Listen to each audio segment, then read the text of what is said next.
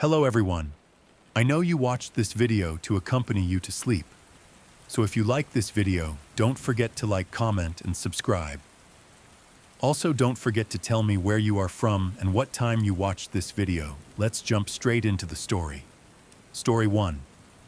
Between 1997 and 2013, a stretch of Highway 29 in Virginia and North Carolina became known as the Route of No Return. Dozens of women vanished. Some were found brutally murdered. Others were never seen again. The cases were presumed isolated until a discovery in 2014 uncovered a hidden trail of evidence connecting them all. But what if the killer was closer than anyone imagined? What if the person leading the search was orchestrating the nightmare all along? The first time someone called it the Route of No Return, it was a joke. A bitter one. A beat cop in Danville, Virginia, standing beside a roadside cross for a missing college student, muttered it to a rookie as they watched the girl's mother sob in the breakdown lane of Highway 29. By then, 3 women had vanished in less than 2 years, all within a 75-mile stretch of the rural highway that snaked through Virginia's countryside like a scar. Nobody was ready to admit it was a pattern. Not yet. But that was 1999. By 2013, it wasn't a joke anymore. It was a name whispered in fear, a caution passed from mothers to daughters, a phantom etched into the shoulders of the road. And for the families of the missing, Highway 29 was more than just a dangerous stretch of asphalt.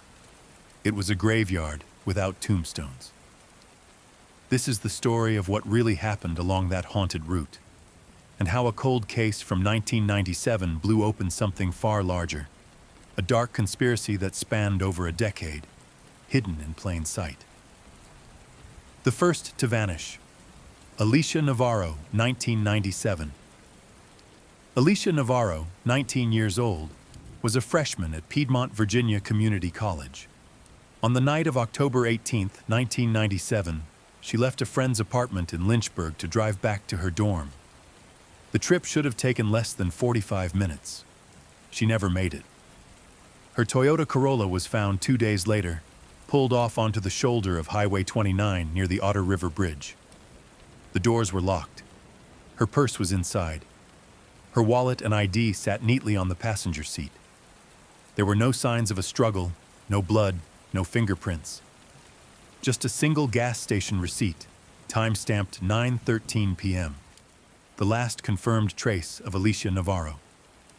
Detectives searched the surrounding woods for weeks. Helicopters flew overhead. Dive teams dredged the river. Nothing. She was simply gone. The case quickly went cold, shelved under adult voluntary disappearance. The working theory? She left of her own volition, but her parents didn't buy it. Alicia wasn't the kind of girl who ran, her mother, Evelyn Navarro, told reporters. She had plans, a life. She was coming home for Thanksgiving. Nobody believed her, until the second girl vanished. The pattern begins. Lisa Patterson, 1998. Lisa Patterson, 22, was a waitress at a Waffle House just off exit 164. It was an overnight shift on March 12, 1998. She clocked out at 4 a.m., told her manager she was heading home, and got into her car. Like Alicia, she was never seen again. Her car was discovered abandoned 10 miles south, again on Highway 29. The driver's side door was cracked open. Her phone was missing, but her purse and tip money were untouched. Local news ran the story for 2 days before it was pushed off the front page by a house fire and a gubernatorial visit. But then something strange happened. 2 weeks later, a single Polaroid photograph was mailed anonymously to Lisa's parents. In the image, Lisa, gagged, bound at the wrists, sitting in what looked like a shipping container. Behind her, written on the wall in marker, "I saw Alicia." The photo was declared authentic. For the first time, investigators linked the disappearances, but without suspects, physical evidence, or a location, the trail once again went cold. The Highway 29 Task Force, 1999. By the summer of 1999, a third woman had vanished. Deborah Fain, 24, a graduate student at UVA. This time, her car wasn't found for months. It was eventually located hidden in a forested area 3 miles off a gravel turnout from the highway. Inside, investigators found 2 disturbing clues: a pair of women's shoes that didn't belong to Deborah, a second Polaroid, this one showing Deborah and Lisa Patterson seated beside each other, both restrained, both terrified. Written beneath the photo in red ink, 3 in frame. How many more? The FBI was called in. A multi-jurisdictional task force was formed.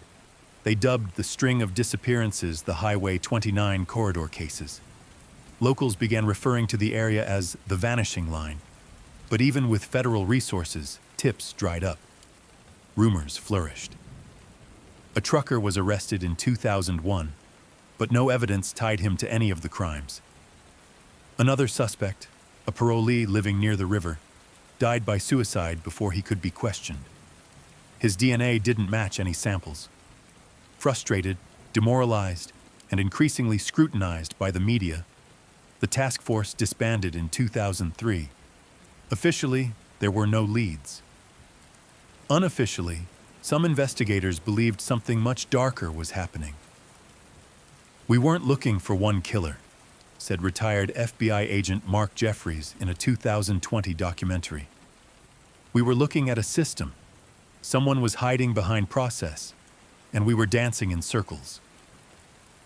The survivor, Sarah, 2005. On July 8, 2005, a woman stumbled into a rural fire station south of Culpeper, barefoot and delirious. She was in her early 20s, covered in bruises, and refused to give her real name. She called herself Sarah. She told authorities she had been abducted by a man who picked her up while hitchhiking near Route 29. He offered her a ride and a bottle of water. She woke up chained to a wall in a soundproofed room. Over the next 9 days, she was beaten, photographed, and drugged. She was forced to pose for the camera, sometimes alone, sometimes with other girls she never saw again. She said the man wore a mask shaped like a camera lens, spoke in riddles, and called himself the Curator. Sarah managed to escape by stabbing her captor with a splintered chair leg while he attempted to feed her. She ran for miles through the woods before finding the fire station. Her description of the room, soundproofing, photographic lights, Polaroid cameras, and chains, matched earlier theories about the locations seen in the previous photos. The FBI reactivated the case. They believed Sarah had encountered the killer responsible for at least 6 disappearances linked to the Highway 29 corridor. But when agents returned to the wooded area near where Sarah believed she had been held, they found nothing. No shack, no trace of blood, no Polaroids. It was as if the room had vanished. The Curator had covered his tracks. The map nobody noticed. It wasn't until 2014 that the first true break came. In a storage unit auctioned off in Richmond, a man purchased an old box of junk belonging to a deceased government contractor. In the bottom was a crumpled state highway map of Virginia, hand-marked with dozens of red dots. Each dot corresponded to a location on or near Highway 29. 8 of them were exact coordinates where women had vanished. The other 30 were unexplained, until FBI analysts began cross-referencing them with cold case files from surrounding counties. They found a chilling commonality.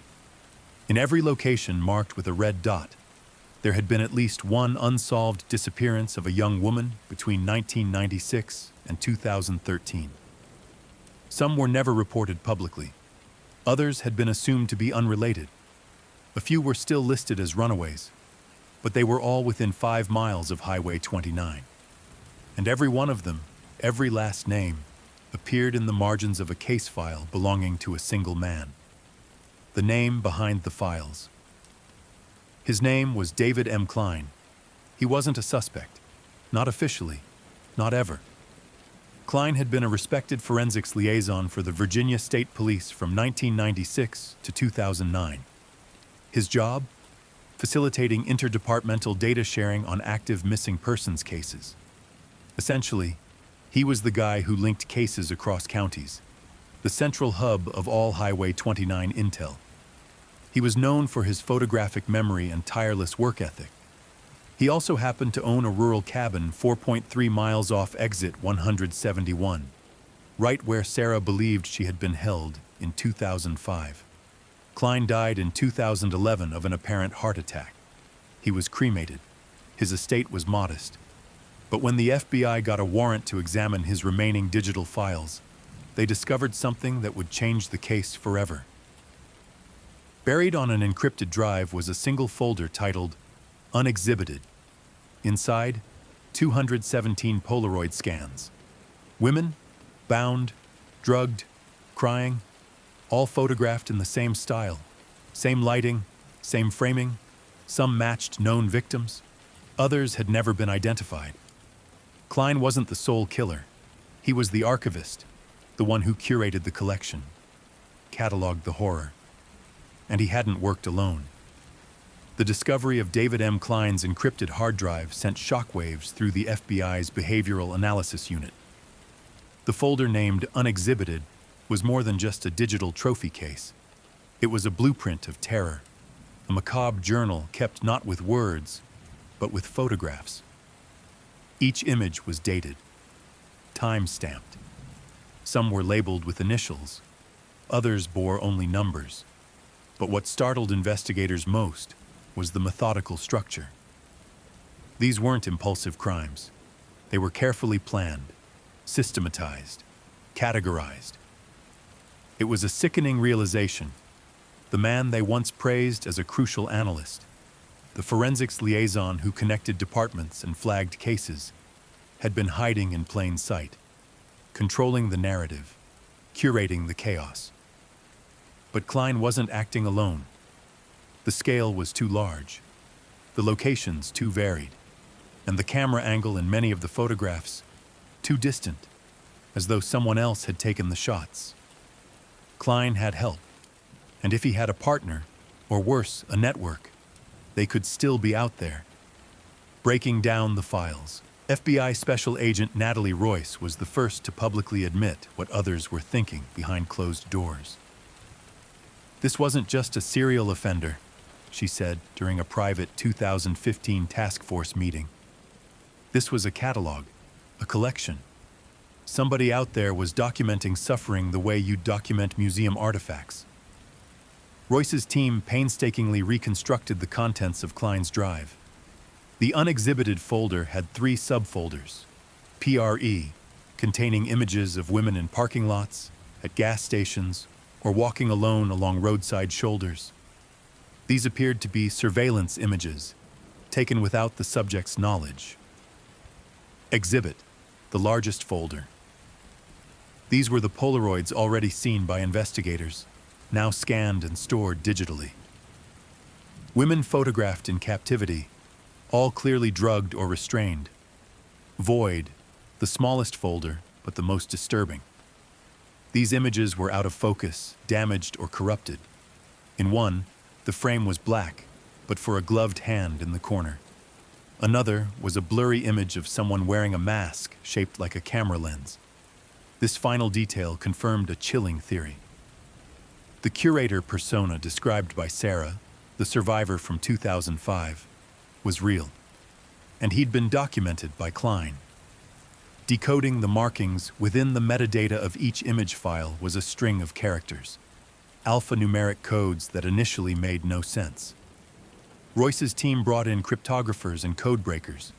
What they found was horrifying in its implication. The strings weren't random. They were coordinates, dates, and catalog references. Decoded, it meant EXB Costers Exhibit 029, Highway 29 JS 1999, victim initials and year of abduction, Jessica Simmons, 1999, C2A3, catalog marker, possibly indicating image number and storage set. This wasn't just someone hoarding trophies. It was a fully indexed record system, like that of a museum or an archive. Klein had kept it all meticulously organized. There was purpose in every image. Royce made a disturbing observation. This wasn't just for Klein. It was for someone else. Someone who expected order. Someone who maybe commissioned it. The word commissioned stuck in the room like a fog. Because if that was true, it meant Klein wasn't just documenting the crimes. He might have been working for someone else. The man behind the mask investigators turned their attention to the figure known as the curator. Sarah's description in 2005 had seemed bizarre at the time. An abductor who dressed like a walking camera, quoting museum terms, whispering about exhibits. She described his movements as deliberate, as though he was performing. No fingerprints, no facial ID, not even a consistent voice. But now, with the photographic evidence in Klein's folders, her story had horrifying corroboration. A deeper analysis of one blurry photo in the void folder showed something curious. A faint background reflection, enough to pull license plate numbers off a vehicle seen parked outside a gas station in the distance. The car was registered to a man named Graham Klein, no relation to David Klein. Graham Klein was a former museum exhibits designer. He'd worked in D.C., Baltimore, and eventually Charlottesville, where he quietly ran a now-defunct boutique gallery called the Assemblage Room. The gallery had closed in 2004 under murky financial circumstances. Records showed it once hosted an underground collection that had mysteriously vanished before an IRS audit. No known address, no public online presence, a ghost. Until that license plate tied him to the background of a photo featuring a woman who'd vanished in 2003. It wasn't conclusive proof, but it was enough for a warrant. The raid, a house of frames. On October 9, 2015, the FBI raided Graham Klein's last known address, a 3-story Victorian house on the outskirts of Louisa County. Overgrown, isolated, and partially boarded up, the house had been long abandoned. Or so they thought. Inside, agents found what one report described as a museum of the grotesque. A room filled with hanging picture frames, empty but tagged with names. Mannequins dressed in second-hand clothing, each labeled with initials matching known victims. Shelves stacked with analog camcorders, old Polaroid cameras, and lenses. A false wall concealing a trapdoor. Below that, a basement studio. And that's where they found it. A soundproofed chamber, with studio lights, white walls, steel chair bolted to the floor, chains, gag props, tripod mounts, and in the corner, sealed in plastic bins, over 400 undeveloped Polaroid films. Many were degraded, but the FBI lab was able to recover images from 162 of them. Half had never been seen before. The collector's manifesto, taped to the wall in the basement, was a laminated sheet of paper, bearing a single phrase. The human scream is the truest form of authenticity. Beneath it, in neat cursive, curation demands clarity. There was no sign of Graham Klein himself. No fingerprints, no DNA, no personal effects. Just his gallery of shadows. Agents scoured the property for months. They dug up the backyard, ran luminol tests in every room, scanned for signs of decomposition, nothing. But buried in the crawl space was a safe. Inside, a flash drive, password protected. After weeks of brute force attempts, forensic analysts cracked the code UNX-CH13-MARKER when opened. The flash drive revealed text files, journals, not from David Klein, but from someone else. A different voice, more poetic, more philosophical. They referred to the project as the collection and made frequent mention of patrons. We exhibit only the most complete fear. The collection is not for the many. It is for the few who understand, who fund understanding. Klein was efficient, but sloppy. He saw the archive as a safety net. I see it as a temple, It was a manifesto, one that made a chilling claim.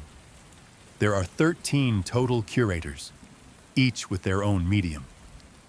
Highway 29 is but one corridor. A wider conspiracy? The word patrons appeared 26 times in the recovered files. In some entries, it was plural. In others, it was singular, the patron. This led investigators to explore a terrifying possibility. Was there an organized network behind the Highway 29 disappearances? Not just multiple killers, but an infrastructure, a supply chain of abduction, documentation, and delivery. And if so, delivery to whom? The unsettling theory gained traction when one entry described a shipment. Shipment prepared for Patron 4A via Northeast Corridor. 5 exhibitions. Well documented. This didn't sound like random acts of violence. It sounded like human trafficking on an industrial scale, with a grotesque veneer of artistic justification.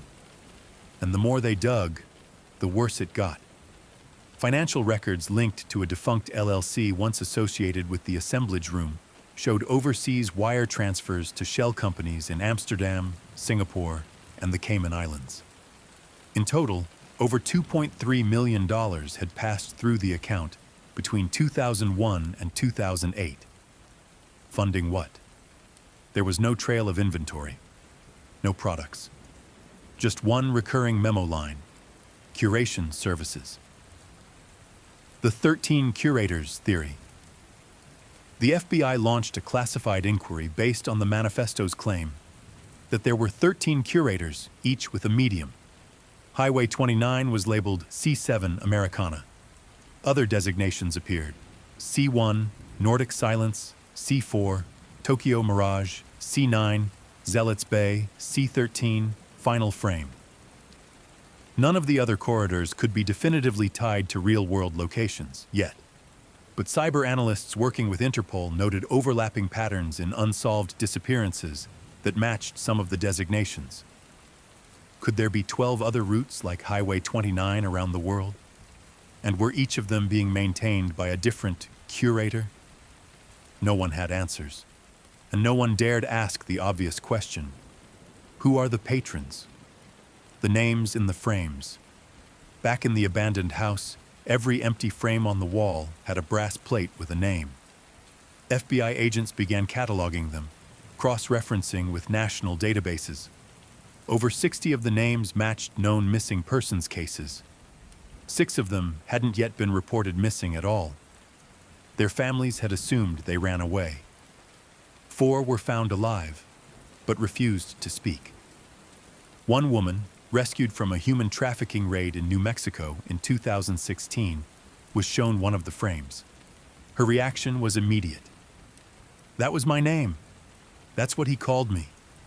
He said when I was ready to scream the right way, he'd frame me forever." She never said another word.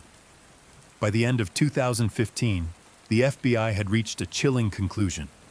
The Highway 29 disappearances were part of something far bigger than one man or one route. The evidence recovered from David Klein's files and the Louisa County house painted a picture of a network, a decentralized, cult-like web of predators operating under a shared ideology, masked behind the language of curation and art. But if Highway 29 was merely one corridor, how many others were there? And where? That's when the name Corridor C1 surfaced again, this time in an Interpol file tied to a cold case nearly 4,000 miles away in Norway.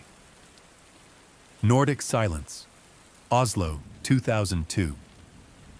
In the spring of 2002, a 19-year-old college student named Astrid Nystrom vanished after leaving a student art exhibit in Oslo. Her last known location was a tram stop a few blocks from the gallery. At the time, Norwegian authorities suspected suicide or voluntary disappearance. No evidence of foul play, no signs of struggle, just a missing girl, lost in a sea of presumed mental illness. But when Interpol reviewed Graham Klein's manifesto, specifically the mention of C1 Nordic Silence, they found something disturbing. Astrid's case file had been viewed in 2003 by a foreign forensic analyst on a U.S. Department of Justice server. The viewer's name? David Klein. Klein had accessed international databases on multiple occasions under the guise of comparative profiling. But Astrid's case had no relevance to any known U.S. criminal investigations. Why was he looking at her? And more importantly, how did he even know about her disappearance? The gallery thread Interpol dug deeper and found a pattern. 3 more disappearances in Northern Europe between 2000 and 2005, all women between 18 and 25, all last seen in or near small art galleries or cultural exhibitions. In one case, a Czech woman vanished after responding to a Craigslist-style ad for a photography model in Berlin. In every case, the gallery or studio went dark within weeks of the abduction. Ownership documents were murky, with ties to shell companies or cash-only lease agreements. No bodies were ever found. It wasn't definitive, but it smelled the same. A pattern that echoed Highway 29, only colder, quieter, more efficient. If Highway 29 was about overt capture and psychological terror, Corridor C1 was about disappearance, erasure, silence. Interpol gave the cases a code name, Operation Iceframe. They reopened the investigation with one unifying theory. The curators were real, and they weren't bound by borders. Digital ghosts. Meanwhile, back in Virginia, Agent Natalie Royce's team continued to pore over the Klein files. With every recovered photo, they hoped to identify victims or uncover new leads. But one set of images caught Royce's attention, a sequence dated 2008. It featured a woman with striking red hair, photographed in various stages of consciousness, inside what appeared to be a minimalist concrete room. The timestamp indicated the photos were taken after Klein's death. How was that possible? Either the timestamp was faked, or someone else had uploaded the image posthumously using Klein's archive system. Metadata analysis revealed the latter. The image had been added in 2010 from an IP address routed through Reykjavik, Iceland. Interpol was immediately alerted. Icelandic authorities began a quiet sweep of hotels, storage units, and art spaces rented by Americans between 2009 and 2011. A list of 76 names was narrowed to one: Julian Marks, a former video installation artist from Baltimore who had relocated to Iceland after declaring bankruptcy. He'd given an interview to a small Reykjavik arts magazine in 2009, where he described his latest work as a living exhibit about the intersection of breath and stillness, the tension of presence and absence. He also said something else, something that sent chills through investigators. The human body is the most honest canvas. You just have to be quiet enough to hear its screams. The interview had been published under a pseudonym, but the voice on the accompanying podcast was unmistakably his, the whisper of the patron. It was during this same period that a whistleblower inside a major European telecom provider came forward. He'd been monitoring encrypted VoIP traffic flagged by the French government's anti-trafficking division. One call in particular had raised alarms. It was a conversation between two parties, one in Austria, the other believed to be in the US. The topic? Shipment preparation for the C1 series. The most jarring part wasn't the content. It was the tone. Calm, formal, almost academic. They weren't discussing people. They were discussing pieces. 3 are ready for cold frame. The Oslo one is complete. Frame the final properly. Send previews. The patron wants authenticity. The patron. The name kept coming up. And in the context of these calls, it was clear. The patron wasn't an idea. It was a person, a customer, a financier, the one for whom the curators worked. But who was the patron? A black market collector? A billionaire with twisted desires? A faceless entity that commissioned horrors like others might commission art? Interpol, the FBI, and Europol began joint efforts to trace the patron. Wire transfers, shell accounts, cryptocurrency wallets. They all led nowhere, until someone noticed a small but telling detail. In several of the recovered Klein images, the lower right-hand corner of the photograph bore a raised seal, barely visible unless tilted under light. It was a monogram. PG. The Gallery in the Alps. In early 2016, a tip from an art appraiser in Zurich finally cracked the silence. He claimed to have seen a private collection unlike anything he'd encountered before, housed in a secluded villa near Innsbruck, Austria. The owner? A recluse known only as PG. He was said to be a collector of extreme performance art. His villa, rumored among Europe's elite to house one-of-a-kind installations, was off-limits to anyone but hand-picked guests. The appraiser had seen only a fraction, enough to know that something was deeply wrong. He described a room lined with frames, each empty, or so it seemed, until light hit at just the right angle, revealing glass slides embedded with ultra-high-resolution photographs of women in distress, confined spaces, masks, restraints, each labeled with a simple number and a corridor designation, C7, C1, C4. Interpol assembled a task force, but by the time they reached the villa, it had been stripped.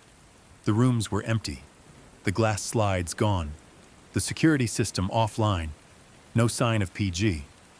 Only a note, typed and left on a minimalist pedestal in the center of the gallery space. Art cannot be seized, only observed. The lie of closure. Back in Virginia, Natalie Royce was left to make the hardest call of her career. Do they release what they've found? Tell the public about the curators, the corridors, the patron, or keep it buried to prevent mass panic? She argued for transparency, but the Justice Department disagreed. The official statement released in March 2016 was simple. We have concluded a major operation targeting individuals tied to the Highway 29 disappearances. While we continue to pursue leads internationally, there is no evidence of a larger organized network. It was a lie. Royce knew it. Her team knew it. And the families of the victims? They felt it. One by one, they began to push back. Speak out, appear on podcasts, launch documentaries, each asking the same haunting question. Why did they need to lie to us? The hidden victims.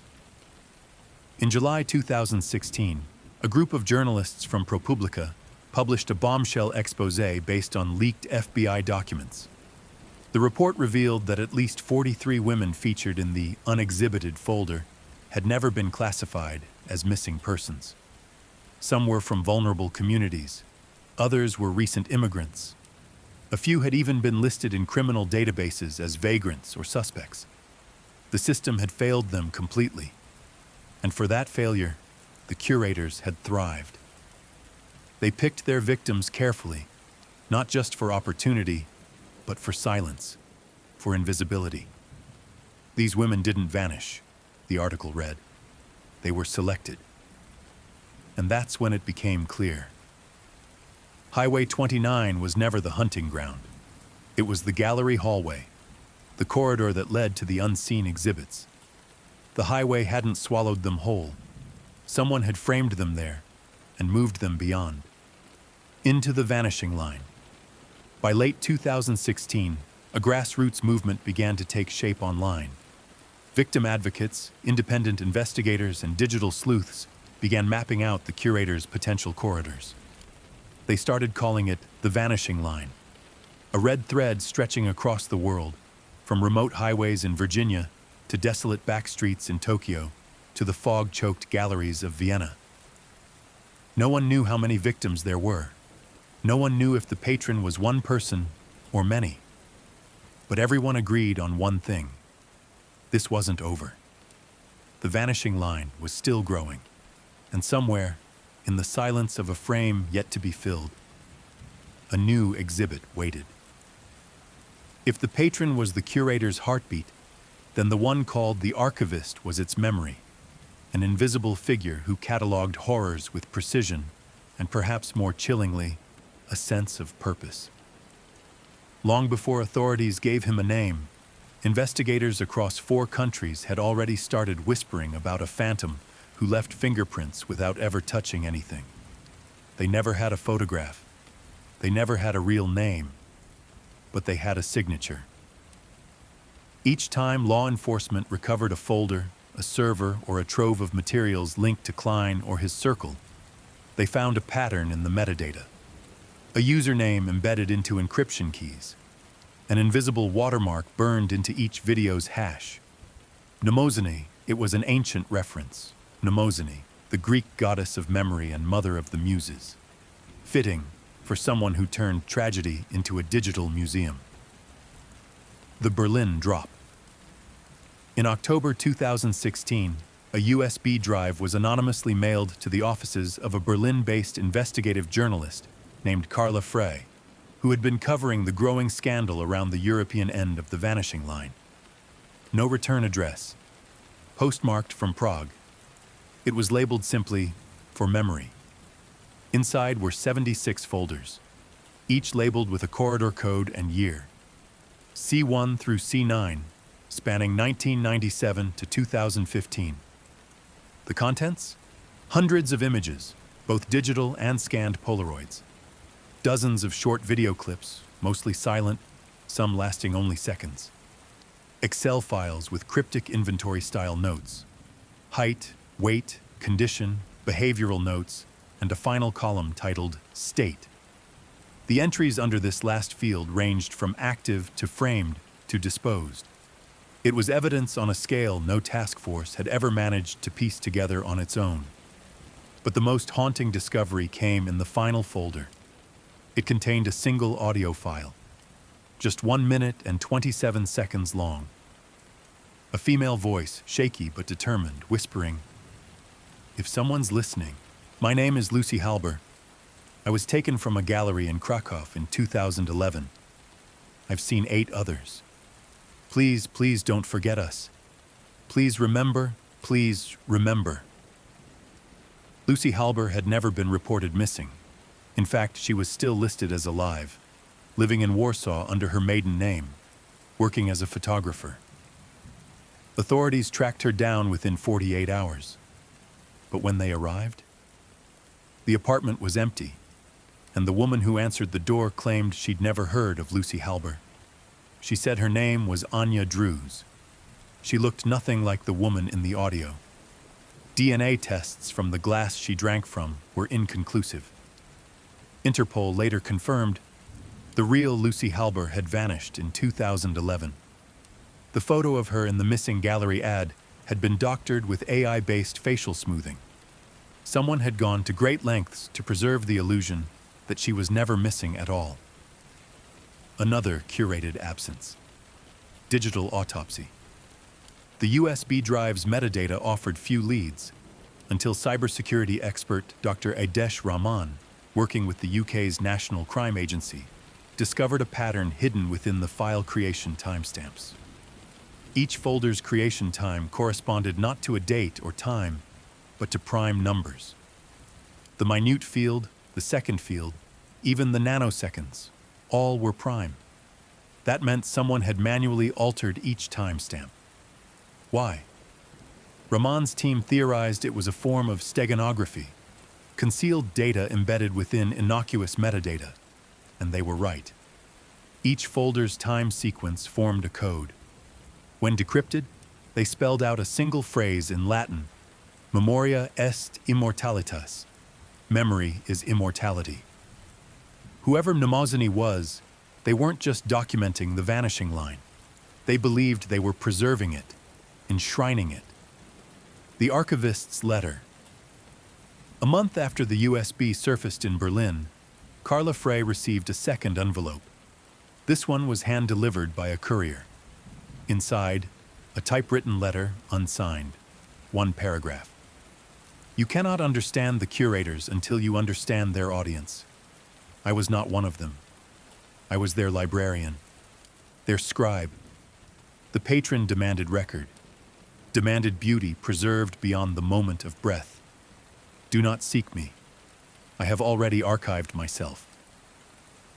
It was the first direct communication believed to be from the archivist. Intelligence analysts studied the language. They believed the writer was educated, possibly from a literary or archival background. The use of the phrase "archived myself" intrigued them. Could it mean suicide? Or retreat into deep anonymity? Interpol flagged the letters stationary, a rare linen blend only sold in one store in Geneva. Surveillance footage showed a figure in a long coat, face obscured, leaving the shop 2 days before the courier made the delivery. Whoever they were, they knew how to vanish better than their subjects. The broken curator. In a stroke of unexpected fortune, Royce's task force finally caught a break. Not through forensics or surveillance, but through ego. In February 2017, a man using the alias Lyle Morse began posting on an encrypted art critique forum called Obscuranet. Most of his posts were esoteric discussions of avant-garde body installations. But one post caught attention. It was titled, "The Patron Betrayed Us." In it, Morse lamented that the vision of corridor work had been distorted by commerce, and that authentic exhibits were now reduced to PDFs and podcasts.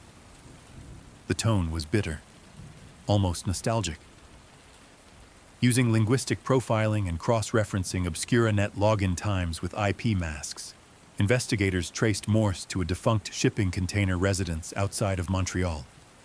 Inside, they found Lyle Morse, real name Silas Green, an installation artist once affiliated with a radical art collective known as the Sublimists. He didn't resist arrest. He didn't say much. But when presented with a photo of a Corridor C7 victim found in a frame dated 2004, he whispered one thing. She wasn't supposed to be kept. She was just a study. Over weeks of interrogation, Green revealed key details about the hierarchy. Each corridor had a lead curator. The patron rarely communicated directly. He used the archivist as an intermediary. The goal was not death per se, but preservation of a state between terror and acceptance. He also described a facility, a white cube in the woods, used for staging and photography. Location unknown. Most of his information was maddeningly vague, but he did drop one useful name. You want to find the archivist? Look for the man who never logged off, the janitor. The janitor protocol. Every large operation has its cleanup crew. In the Vanishing Line network, they had what Green called the janitor, a digital ghost responsible for wiping traces, rerouting IPs, replacing images with innocuous placeholders, and maintaining backup caches in dark web repositories.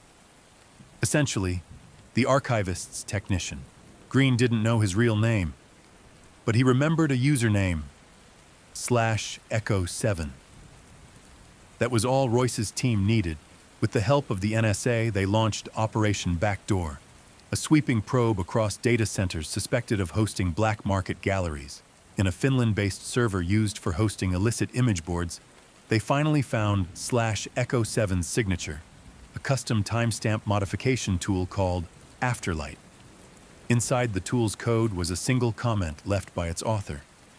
The frame is only complete once the light fades. A poetic clue, but also a literal one. Using that as a hash seed, cyber forensics discovered a hidden partition on a backup server containing archival footage, raw, time-stamped, and clearly from the curator's original sessions, not publicly distributed. Some scenes were over a decade old. One, labeled C3PG78, showed a room with white walls and a woman sitting silently in the corner. The camera zoomed in slowly, and just before the frame cut to black, a reflection could be seen in the polished concrete. A man, holding a camera. And for the first time, law enforcement had a possible image of the archivist, blurred, partial, distorted by reflection. But enough to work from. The patron unveiled? As the investigation deepened, one name emerged from behind the initials PG, a name buried beneath years of shell companies and financial proxies: Pierre Gautier. A French art philanthropist and rare collector, known in the private art world for acquiring controversial works banned from public display. Gautier had once been suspected of financing illegal performance pieces in the 1990s, but had never been charged. He lived between Monaco and Montenegro, and had disappeared entirely from public view after 2014. Interpol issued a quiet red notice, but Gautier, if he was truly the patron, had vanished, perhaps permanently, perhaps not. The curators had always moved like shadows, and now so did he. The archivist's final frame. In August 2017, a final USB drive was left at the gates of the FBI headquarters in Quantico. It contained one file, a photograph, not of a victim, but of a mirror. In the reflection, the same man from the Finland footage. Only this time, his face was clear. And behind him, painted on the wall in smeared red paint, were the words, "I have archived myself." No other data, no metadata, no location clues, just the image. To this day, the man in the mirror remains unidentified. But one thing is certain. The archivist, like the curators, knew his art, and he knew when it was time to become part of the gallery.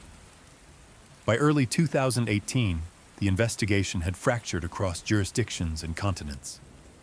Dozens of task forces operated in parallel, each chasing shadows, each hoping their piece of the puzzle might reveal the whole. But none of them expected the next major lead to come not from intelligence, not from a server farm or a dark web drop, but from a school teacher in a small town in North Carolina. Her name was Dana Whitmer, and all she did was stumble. The wrong box. On January 17, 2018, Dana was supervising student cleanup duty in the basement of Candler Middle School, an aging brick structure nestled against the Blue Ridge Mountains. The building had long been rumored to have tunnels or bomb shelters built beneath it during the Cold War, rumors most dismissed as folklore. Until that afternoon, when one of her students, Miles Renner, slipped on a loose tile near the far wall of the old boiler room. His fall cracked a piece of wood paneling, revealing something unexpected: a door. Rust-covered, sealed with rivets, and bolted from the outside. It led into a narrow stone corridor. No one had known it existed. Curious and against better judgment, Dana and the school janitor pried it open. They found stairs descending at a steep pitch. At the bottom, a wide chamber lined with fluorescent lights, all burned out. It smelled like dust and decay and something else: preservative. The walls were covered in plastic sheeting, and in the center, illuminated by the beam of Dana's phone, was a display platform made of brushed metal and plexiglass. Inside it was a mannequin, but not just any mannequin. It wore the tattered remains of real clothing, a sundress faded with age, and on the left ankle, a medical tag labeled Subject C-8-317, the Crawlspace Museum. The discovery shut down the school for 3 weeks. Federal investigators arrived within 24 hours and cordoned off the site under the guise of a structural hazard review. But what they found beneath the building shocked even the most hardened agents. There wasn't just one chamber, there were 6. Each was laid out like a gallery, complete with display pedestals, faded lighting rigs, even visitor placards, though the text was printed in a coded alphabet. Some installations were empty, dust rings marking where something had once stood. Others were not. In Chamber 2, they found a sealed tank filled with resin. Suspended inside was a taxidermied dog with human teeth glued into its mouth. Chamber 4 contained rows of Polaroids, hung from thin wires like an old laundry line. The images were faded, but many were identifiable as missing persons linked to the vanishing line. And in Chamber 6, investigators found what looked like an artist's workspace, complete with chemicals, latex molds, facial reconstruction tools, and a half-sculpted bust labeled Replica PG. Most disturbing of all, on one concrete wall in red ink, curate what they destroy, beautify what they erase. Beneath it, scrawled more crudely, the patron watched from beneath the floorboards. The Carolina Connection Forensics dated the gallery's last use to between 2009 and 2011, matching a surge in disappearances along Highway 29 during that period. Among the Polaroids was a previously unconnected case, Maya Grissom, a 16-year-old who vanished in 2010 after attending a church retreat in Charlotte. Her parents had always believed she ran away, as there were reports she had been planning to leave town with an older boyfriend. But there, in Chamber 5, pinned to the wall, was a photo of her bound in a fetal position, eyes closed, seemingly asleep. The timestamp, when decoded, read C-8/frame 317. That matched the label on the mannequin found in Chamber 1. She hadn't run away. She had been taken, and she had been framed. The mistrial in Asheville. 3 weeks after the discovery, federal authorities arrested a local man named Reed Carson, the longtime school maintenance contractor. He'd been employed there since 1998. Carson, 64, had no prior criminal record. He lived alone, didn't own a computer, and rarely left the county. His only known vice was collecting antique surgical tools, many of which were found in his garage. Agents found keys to the hidden chambers on his keyring, and in his attic, dozens of vinyl records, each in pristine condition. Many of them were recordings of interrogation room audio from notorious serial killers. When asked why he had them, Carson replied, "I like to listen to men lie." The media branded him the basement curator. But something didn't add up. Carson didn't fit the psychological profile of a curator. He lacked the ego, the artistic drive, the ideological fervor, and when pressed under polygraph, his answers showed consistency.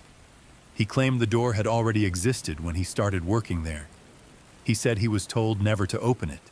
He never asked who told him. He just obeyed. In his words, "I just kept the lights working and changed the air filters. That's all." There was no record of any underground maintenance budget. No reports filed, but the evidence was thin. No DNA, no digital links, no fingerprints. His trial collapsed, and the judge declared a mistrial. The gallery was sealed again, now under government control. And Reed Carson vanished 2 months later while on a supervised psychiatric release walk in Buncombe County. His body was never found. But 1 week later, a note was found tucked inside an old book of surrealist paintings in the county library. It read, "I didn't build the gallery. I just dusted the frames." The corridor map with the Candler discovery, Royce's team began revisiting older, supposedly unrelated missing persons cases, especially those located near abandoned structures or schools. It was then that an analyst named Eric Dow made a breakthrough. Using geospatial mapping software, he overlaid all known disappearances linked to vanishing line corridors onto a map of early 20th century mental institutions and Cold War fallout shelters. The overlap was staggering. More than 73% of the sites were within 1 kilometer of a former state-run facility, now defunct. The theory? The curators hadn't built new galleries.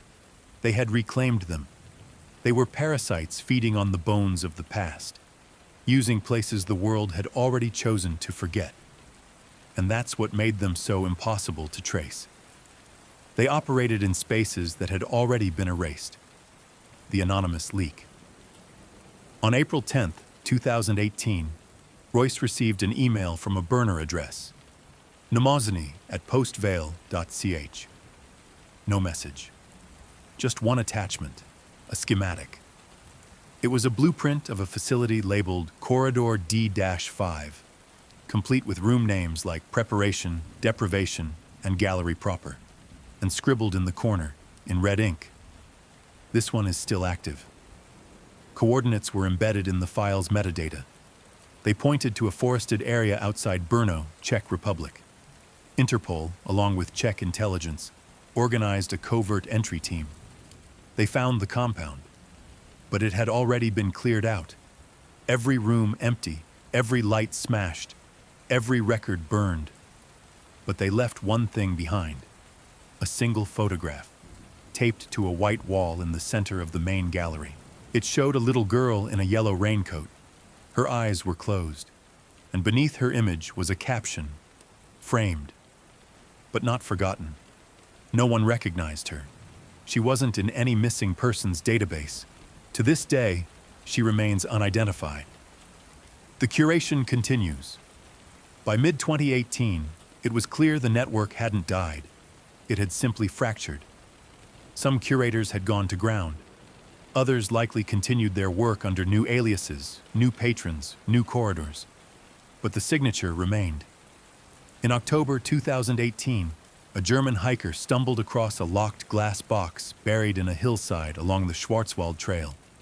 Inside, a mannequin in military fatigues posed as if in anguish. A placard beside it read, "State, War Eternal."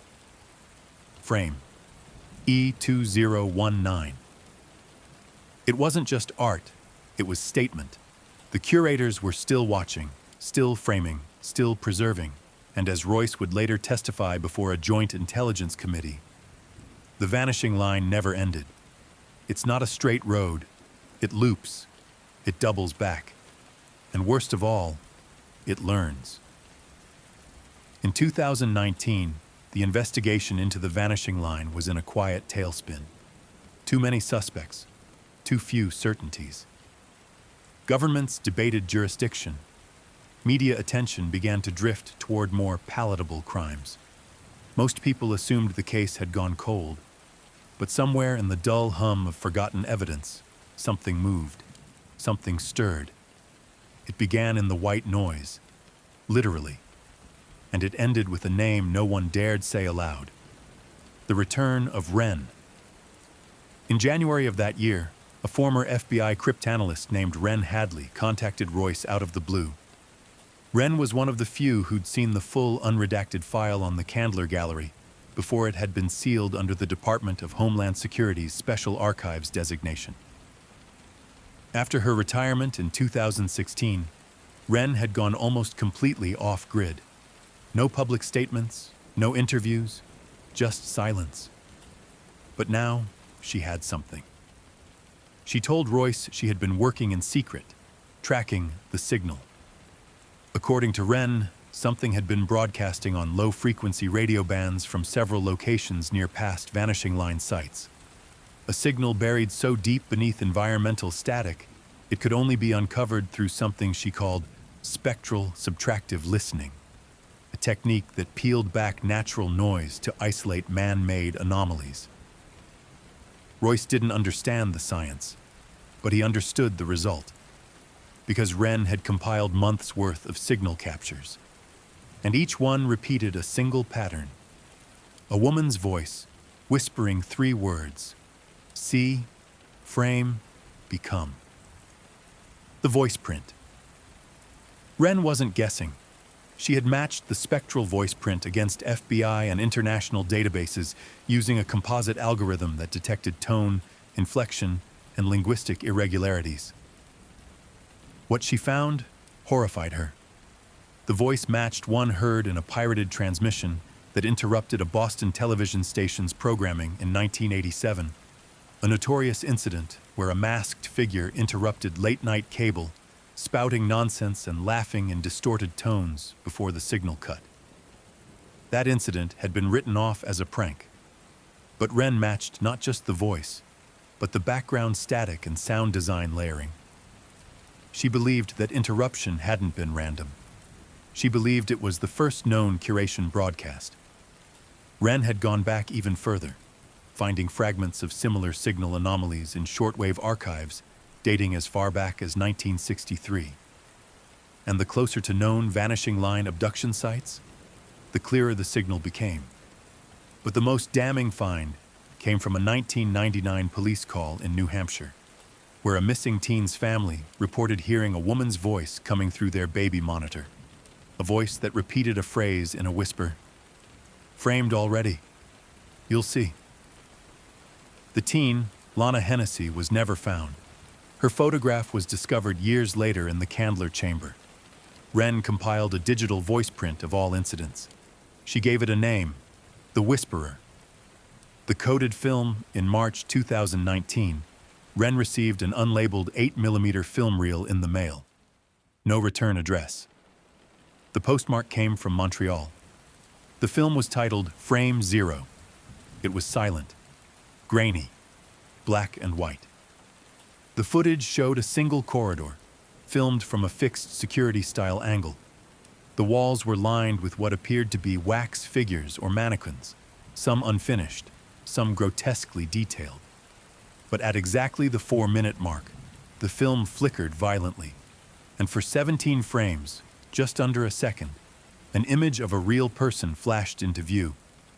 It was a teenage girl strapped to a chair, eyes fluttering as if in a daze. She looked directly at the camera, mouth open, speaking. Wren isolated the frames and enhanced the image. She ran lip-read analysis. The phrase appeared to be, "It's under the river." No context, no explanation. But Wren had a theory. The River Vault, the next major breakthrough, came not from a detective, but a librarian. In June 2019, a university archivist named Jeremy Talbot contacted Royce after discovering a series of coded entries in the footnotes of a rare architectural survey of the James River Basin, published in 1972 by a now-defunct firm called Fenn and Rowe. Each page footnote contained an out-of-place decimal sequence. Talbot, a cipher enthusiast, cross-referenced them against the Dewey Decimal System. They translated into book titles, and when he gathered them in order, their titles read, "The Hollow Earth, The Preservation Society, False Reflections, The Vanishing Point, Burial Without Death, Framing the Mind." Talbot believed it was an embedded breadcrumb trail, and when he used the book's page numbers listed in the original survey, he uncovered a geographic coordinate system, one that pointed to an abandoned flood control vault buried beneath the James River near Richmond, Virginia. Wren and Royce coordinated a search team. It was no longer a matter of if. It was a question of what was still down there. Beneath the surface, the vault was accessed via a rusted hatch half submerged in mud, hidden beneath a maintenance shack. Inside, they found a tunnel system that led to a chamber sealed with a triple-locked iron door. No one had entered in decades. When they breached it, the stench hit them first. Formaldehyde. Moldavian something else. The chemical rot of taxidermy. Inside were 8 human-sized cylinders. 7 were empty. One still held a preserved body. The figure was dressed in period clothing. A girl's 1970s Catholic school uniform, decayed almost to threads. A metal tag around her wrist read, E-1-003/Mira Jo Callahan.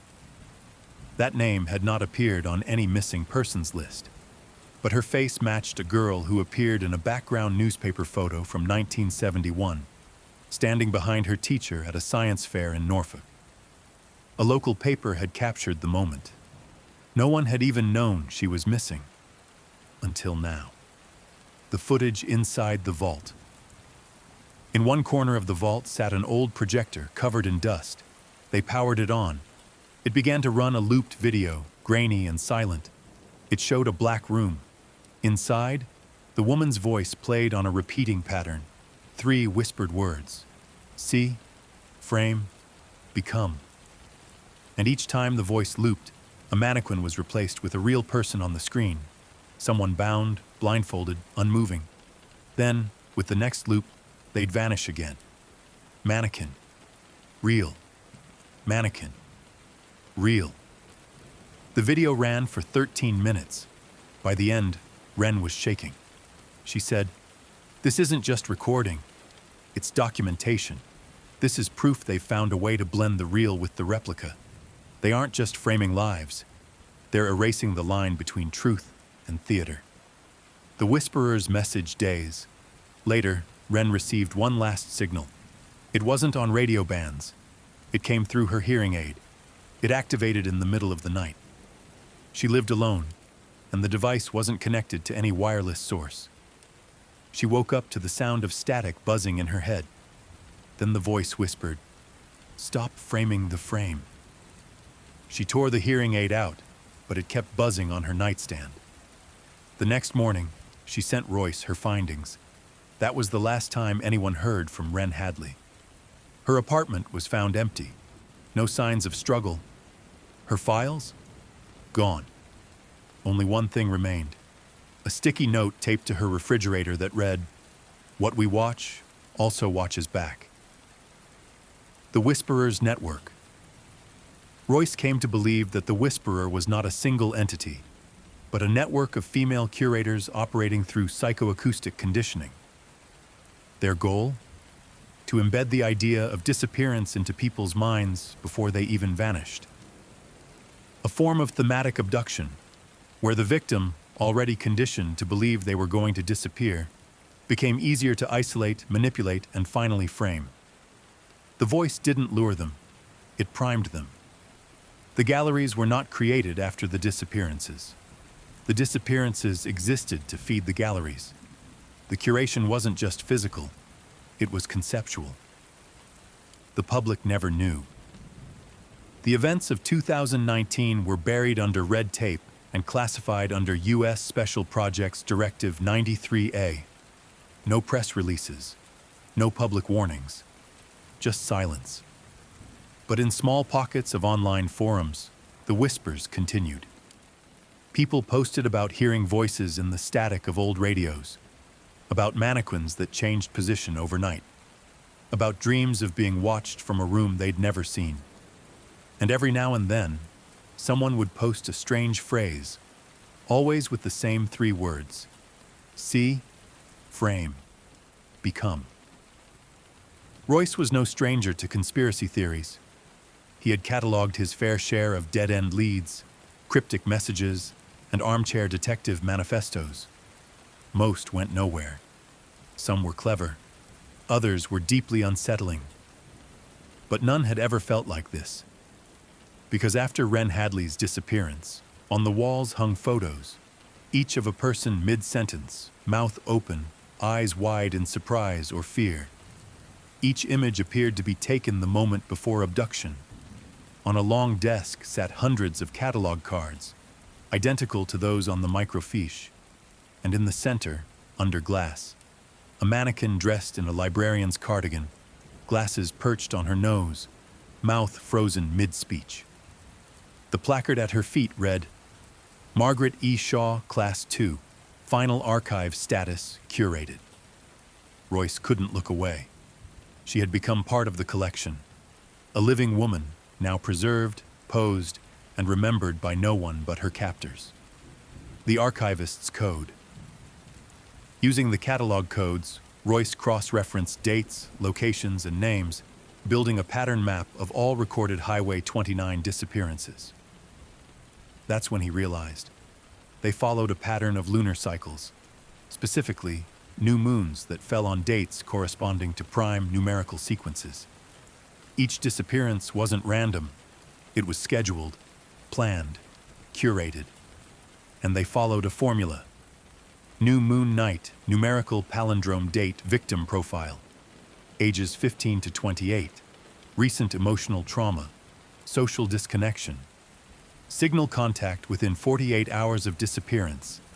TV static, radio anomaly, electronic voice. Final location. Within 3 miles of a river or former rail line, the formula fit 73 out of 76 known disappearances. And each of those victims appeared in the archive records. They were chosen, marked, framed, and ultimately subtracted. Royce's breaking point. At this point, Royce began seeing things. He'd catch a flicker of a mannequin in his peripheral vision, or hear faint whispers in his phone even when it was powered off. He was certain it wasn't paranoia. The deeper he went, the more real it became. His home was broken into, But nothing was stolen, just rearranged. Photos flipped upside down, notes slightly rewritten. One morning, he awoke to find his own face on one of the archive cards, printed on his printer overnight. It read, Royce D. Tanner status, pre-curation progress, 72%. That same night, he received a call from a number with all zeros. He answered. The voice said, You have seen, you have framed, you are becoming. Then it hung up. Unanswered questions. With Royce's mind unraveling and his sources gone, he decided to release a version of his findings as a podcast. He left out the most dangerous parts: the archive locations, the voice print data, the names of the living curators. But even then, he received death threats and warnings. One message stood out. You think this is about disappearance. It isn't. It's about preservation through replication. The original always rots, but the frame endures. A week later, his podcast feed was hacked. The last 5 episodes replaced by white noise, except at the very end, for 2 seconds, the whisperer's voice. See, frame, become. The radio went silent at 3:17 a.m. Listeners from Lynchburg to Charlottesville called into their local station, RVN 88.4, reporting a chilling anomaly. The station wasn't playing its usual late-night jazz program. Instead, a low hum echoed through the airwaves, like a signal beacon. Then, a whisper. Not in English, not in any language anyone recognized. Then static. This lasted for 7 minutes and 29 seconds. 7:29. Highway 29. To the average listener, it may have seemed like a broadcast malfunction, an oddity to laugh off the next morning. But to Royce Tanner, it wasn't just another data point. It was a summoning, and it meant only one thing. They were active again. The signal loop Royce scrambled to access an archived recording of the transmission, already flagged and pulled offline by the FCC, but he wasn't alone in his hunt. A hacker known as Echo 13, an anonymous signal archaeologist, posted the complete audio to a deep web server titled The Ether Vault. The file was labeled framecycle_729.wv. Royce downloaded it, analyzing the waveform with forensic software. Hidden within the low hum were embedded sonic markers, high-frequency blips that, when isolated, formed a coordinate map. Each blip corresponded to a real-world location, one after another, all following the same route, Highway 29. The final marker pulsed near an abandoned radio transmission tower in Madison Heights. It had been decommissioned since 1994. But when Royce arrived, he found a fresh set of tire tracks in the gravel. Someone else had been there.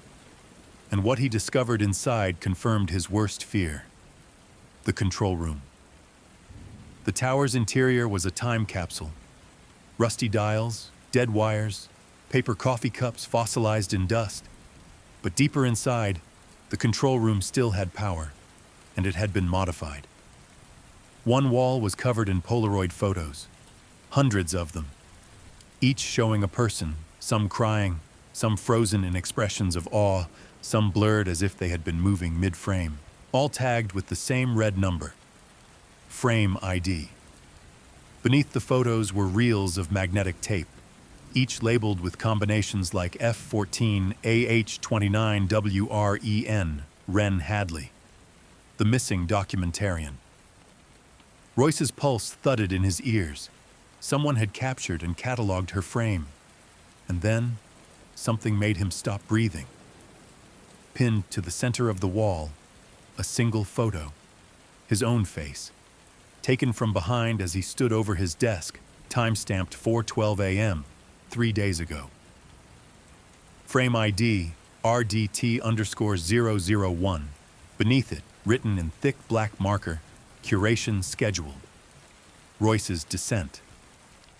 Royce knew he had crossed a line, no longer the investigator, but the observed. He abandoned his apartment, cut all digital ties, and went completely analog. Spiral notebooks, payphones, disposable cameras. He lived in motels, sleeping during the day and driving at night. Each stop along Highway 29 revealed new signs of the frame keepers, the unknown group behind the disappearances. In Ruckersville, he found an old VHS rental shop. Taped to the back of a shelf was a note. The ones who vanish are not taken. They are chosen. What you are seeing is not new, only remembered. In Culpeper, a retired sheriff whispered to him over coffee. They call it dead air, 'cause it's the only time you can't be heard screaming. In Danville, an elderly woman named Elise pointed him to an abandoned house where her daughter had vanished in 1981. On the wall inside, scrawled in lipstick, "I am not missing. I am hanging in the Hall of Silence." Echo 13's reveal echo. 13 finally contacted Royce directly through a burner phone drop. They met in the parking lot of a shuttered diner in Farmville. Echo was a woman, mid-30s, confident, dressed like someone used to being invisible in a crowd. She slid Royce a hard drive and said, "This is everything. What they're doing isn't magic. It's worse. It's archival terrorism. They're preserving trauma like it's art, broadcasting it on frequencies we don't hear consciously. And once you've been cataloged, they can replace you." Royce asked, "Replace?" She nodded. "A frame is a shell, a replica. You go in, and something that acts like you comes out. Your mom, your friends, they don't notice. But your dog won't go near you. Mirrors distort. And the real you? You're trapped in the static." She called it the mirror loop. Each victim wasn't just disappearing. They were being recorded, and then repeated by an artificial identity engineered to behave like them. "Like a haunted painting," she said, "but one that moves." The theory: echo bodies. Echo 13's files contained case studies, photos, logs, even CCTV clips of people who had gone missing, then reappeared months later. Subtly wrong. One young woman, Carly L., vanished in 2003. She reappeared at her mother's house in 2005. Same voice, same face, but she never blinked, didn't recognize childhood photos, and she called her mother by her first name. When pressed, Carly began repeating phrases. "This is the moment we frame. This is the moment we frame." Echo 13 believed these were echo bodies, frames embedded with pre-recorded behavioral patterns, deployed back into the world to replace the originals and mask the disappearances. "The dead aren't buried," Echo 13 whispered. "They're looped, again and again, on a reel none of us can see."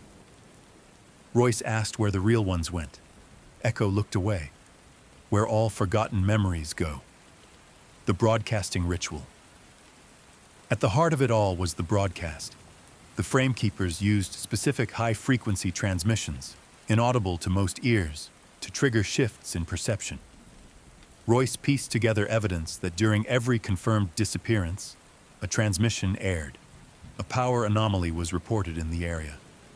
Animals in the vicinity acted erratically, and sometimes an unexplained fog rolled in. Echo 13 called it the curator's veil. "Once the broadcast hits," she explained, "the world you know breaks. You step into a version of reality filtered through your frame, and once you're in the frame, you can't get out." Royce remembered Wren's final audio log, where she whispered, "I think I'm still here, but everything looks drawn, like it's been traced." It wasn't poetic metaphor. She had been caught in a frame. The children who remembered. In his search, Royce discovered a pattern of young children who had, for a brief time, remembered the people who vanished. One boy, age 6, claimed his babysitter still read him stories every night from under the floorboards. Another girl swore her cousin talked through the shadows and lived in the static behind her cartoon shows.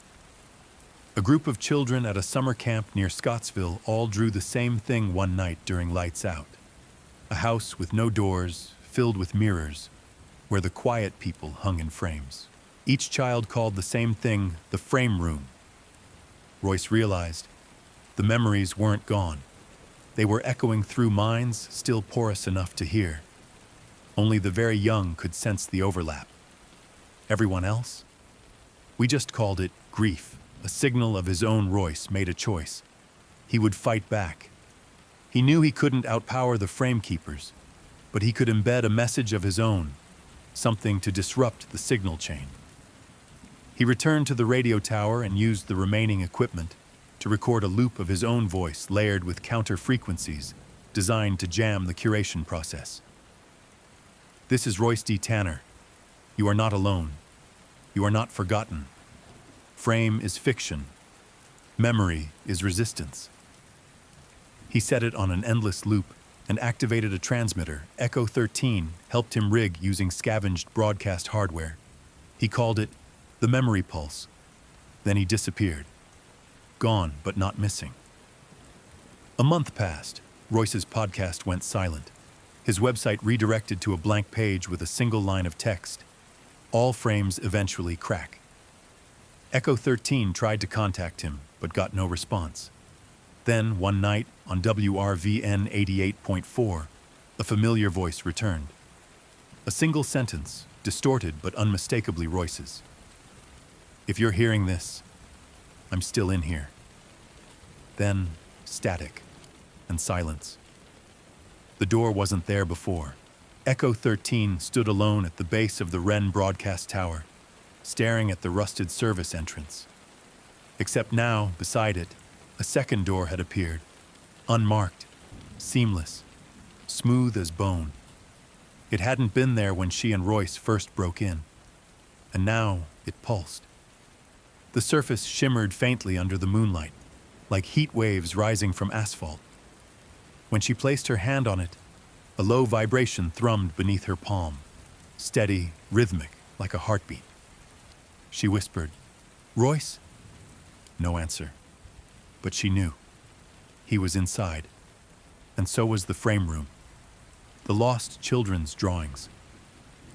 In the days following Royce's disappearance, Echo 13 dove deeper into their case files. She returned to the summer camp in Scottsville where the children had drawn the eerily identical pictures. Doorless houses, rooms of mirrors, and framed people watching them from behind reflective glass. She bribed the camp's janitor to access the art supply closet, where they kept archived camper materials. She found them, the drawings. Most had faded, but one stood out. A house in the center. Framed figures looking outward from windows. A girl, stick figure style, standing at the front, scribbled in red crayon. Above her, the name Wren in a child's clumsy handwriting. And below, in black marker, added later, "She told me not to forget. She told me where he is." Echo's breath caught. Wren Hadley, the documentarian who vanished in 2016. She hadn't been silenced. She'd found a way to reach the children. And if she could, maybe Royce could too. Echo 13 enters the door at the Wren Tower, opened without a sound. No hinges, no creak, just a silent glide inward. Inside was darkness, not the dusty remnants of a decommissioned station, but a space that felt detached from time, like walking into a memory. She stepped through and was swallowed whole. Then light. A corridor stretched ahead, lined with mirrors, but they didn't reflect her. Instead, each one displayed a moment, people laughing, crying, screaming, praying. Some froze in mid-action, others looped like corrupted GIFs. Every few feet, the hallway trembled and the images shifted. Some faces she recognized. Carly L., the girl who came back wrong. Wren Hadley, facing a camcorder, eyes sunken but alert. And then, Royce. His face twisted in confusion as he stared at a mirror. Behind him, a door slowly opened. Echo 13 reached for the glass, but it wasn't solid. Her hand passed through and she fell forward, into the memory. Royce inside the loop. Royce had been trapped for 5 days, or so he thought. Time bent inside the frame room. One moment it was morning, the next, dusk. He could feel hunger but never starve, grow tired but never sleep. He wandered through identical hallways, always ending up in the same room, a chamber with 32 mirrors and one blank frame. Each mirror showed someone different, frozen in a moment of personal terror. He came to know them, gave them names, assigned them stories. He wasn't sure if the stories were his invention or theirs bleeding into him. The worst part? Sometimes the blank frame would shimmer, and for a few seconds, his own reflection would appear, mouth silently screaming. Each time it held up a different number of fingers. 5, 4, 3, a countdown. And Royce feared what came after 0. Reunion, when Echo 13 stumbled into the room, Royce didn't believe she was real. "Echo," he whispered. Are you part of it?" She reached forward, grabbed his hand, and it felt warm, solid, real. That was all the proof he needed. He choked out a laugh. "You found it."